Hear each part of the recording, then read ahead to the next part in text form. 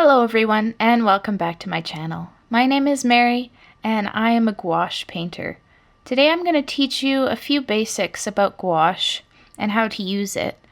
We're going to start with a method that is called thick over thin or the tea to butter method, which is an easy way of explaining the different consistencies and ratios of paint to water that you can use to create your illustrations. Today I'm going to be demonstrating everything with this tube of Holbein burnt umber.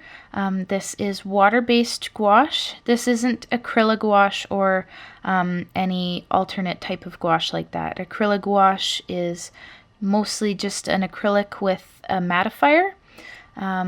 We're using water-based, water-soluble gouache for this. Because that's what I typically work with and what I'm most comfortable teaching about.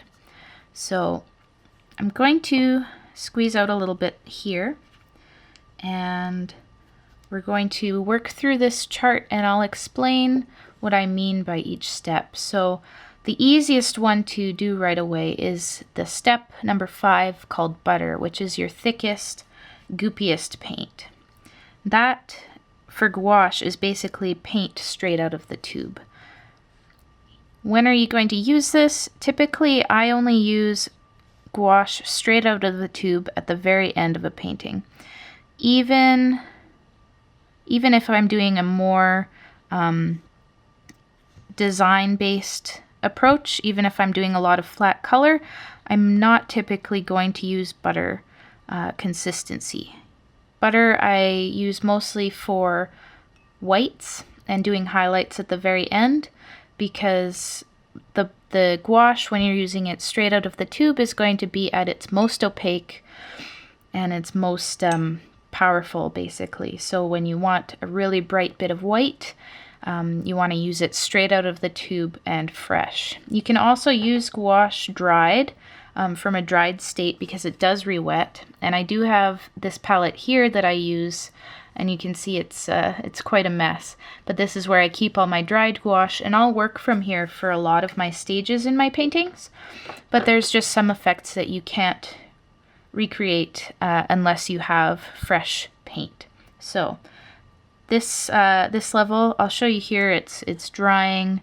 It's going from shiny to matte. Gouache has a mattifier as well as a pigment and a binder. But that is going to dry nice and dark. That's going to be the color at the fullest intensity and the fullest, richest darkness. You can recreate this technique any way you want with any color, although if you're doing it with like yellow, you're never going to get as stark of a contrast, because yellow is naturally a brighter color. So going back to the beginning, I'm going to show you tea. And you can see in the bottom of the screen there on this piece of palette paper, I'm mixing mostly water into the gouache. Like watercolor, you can use gouache this thin. It's totally fine and totally useful. And we're just going to color in this little section here. Now, tea, or very watered down paint, I find, is the best way to start a painting. Your underpainting is usually going to be of a tea-like consistency. You want it to be thin, you want lots of water, and because you're using fewer pigments, because your pigment is spread out, in gouache, this means that the paint will behave a little more permanently. The more gouache you use and the thicker it is, the more there is of the soluble binder on your paper, and it's easier to re-wet it, which is not always what you want in your painting. Sometimes you want the color to just stay there and not give you a hard time. So underpaintings, I always start with my thinnest gouache. Now moving up a step to coffee, that's going to be a little bit more pigment in the paint and a little less water than tea. but it's still going to be quite thin. Usually I'll use this in conjunction with very thin paint like tea, and I find most of the paint that I use for my illustrations is going to be in the 2 to 4 range, like the middle section of this chart. The usefulness of a very thin paint like this, for gouache anyway, will run out pretty quickly. For watercolor, you can keep doing really thin washes like this till the cows come home, and that's great. But I find usually I work within the center. Now moving on to milk, you're going to get more of a gooey consistency. Not too much. And you want it to be still pretty runny, but you definitely want more of the pigment in there. Yeah, that looks about right. And for milk here, as you can see, there's still some of the page showing through. It's watered down, but the pigment is quite intense, and you're getting a lot of the true color of the burnt umber here. And for cream, and I think this is about the thickness that gouache should typically be used at, especially when you're doing details. You want to just add a little bit of water to your paint so that it's not straight out of the tube, but it's more like more like whipping cream, or I don't know, a little bit puddingy. Not quite that thick, but when you're moving it around, it's opaque, but it still has some fluidity to it. So a lot of gouache use can be done with this consistency of paint.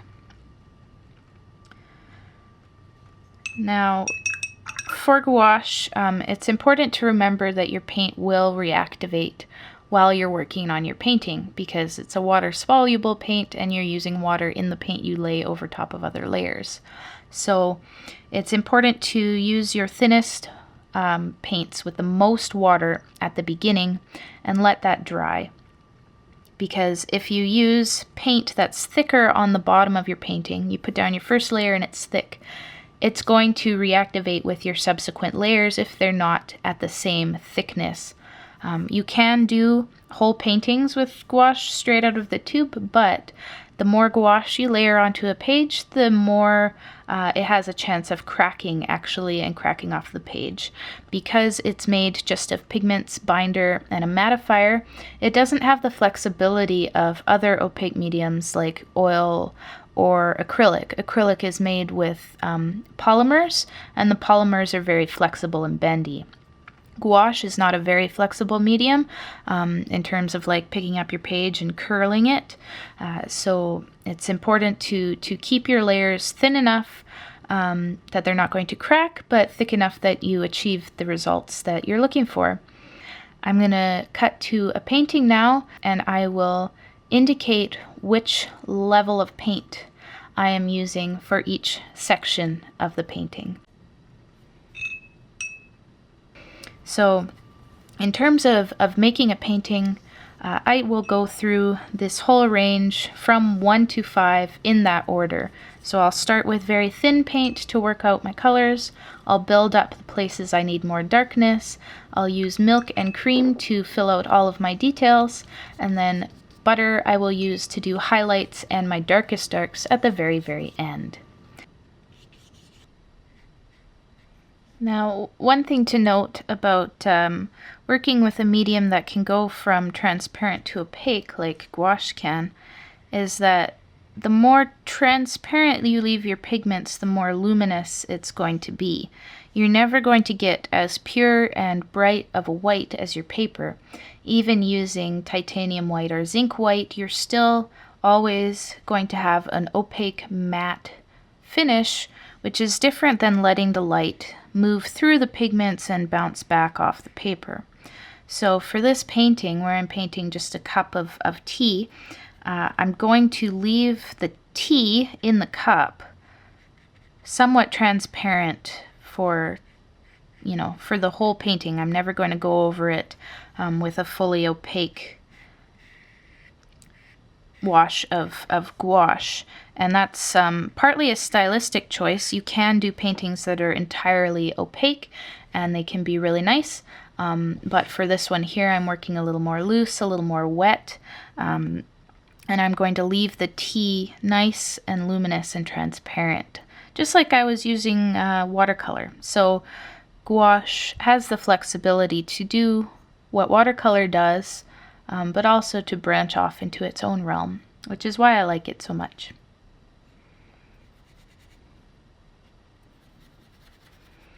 Shadows are also something that's generally somewhat translucent because, or transparent, because a shadow is just an absence of light. It's not actually a physical, tangible object. So when you make your shadows really opaque with the paint, sometimes it looks a little bit odd. So I tend to try to get my shadows done in 1 or 2 washes and then not touch them again, because the opaque paint is going to come forward in the composition, whereas the transparent areas are going to recede. So I'm going to create a focal point with the consistency of my paint, if that makes sense. You know, we're not just learning to paint with the medium, but we're also using the medium to our advantage. So using it as a device for composition and creating the art we want to create. Now I'm going to be adding a little bit of white to my burnt umber, and this is going to change the brightness, the lightness of the color, while also having a slightly thicker consistency. So I don't want to be working in, I want to work in a value range similar to tea, but I don't want to work that thin anymore. The white is also going to open up the color and the pigments and give you a slightly different feeling to the hue. So now we're moving in, I was using tea and coffee to create the base of this painting, and now I'm moving in and using some milk consistency to base out the color of the teacup.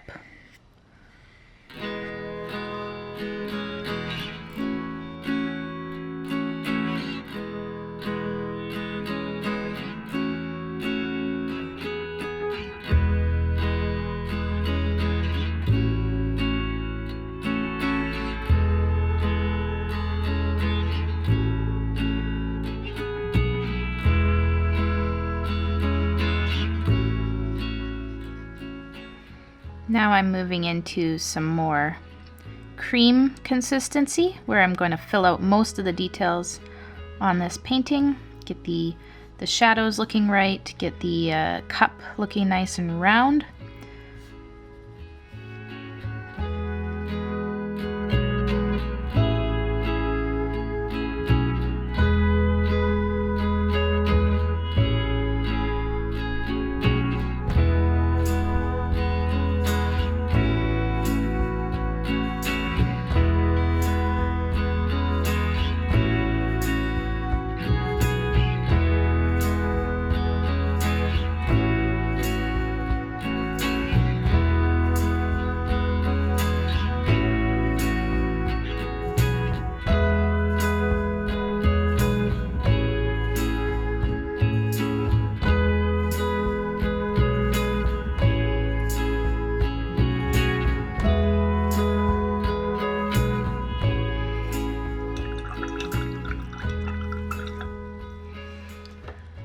And now for the finishing touches, I'm going to go in with the white that's straight out of the tube. Just go right from that blob there. Do the few little highlights that I want. One on the handle and a bit on the rim.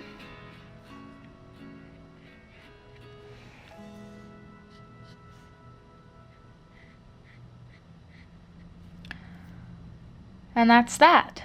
So there's my painting using the full range of consistencies of gouache, plus a bit of some dabbing techniques and some wet into wet, which I hope you enjoyed watching. And as always, let me know in the comments below if this was helpful to you, or if there's anything you'd like to know about gouache. There will be more in this series, so if you'd like to keep an eye on that, click subscribe to my channel, and if you need alerts, hit that little bell icon. You probably know the deal. Thank you so much for watching, and I'll see you next time. Bye!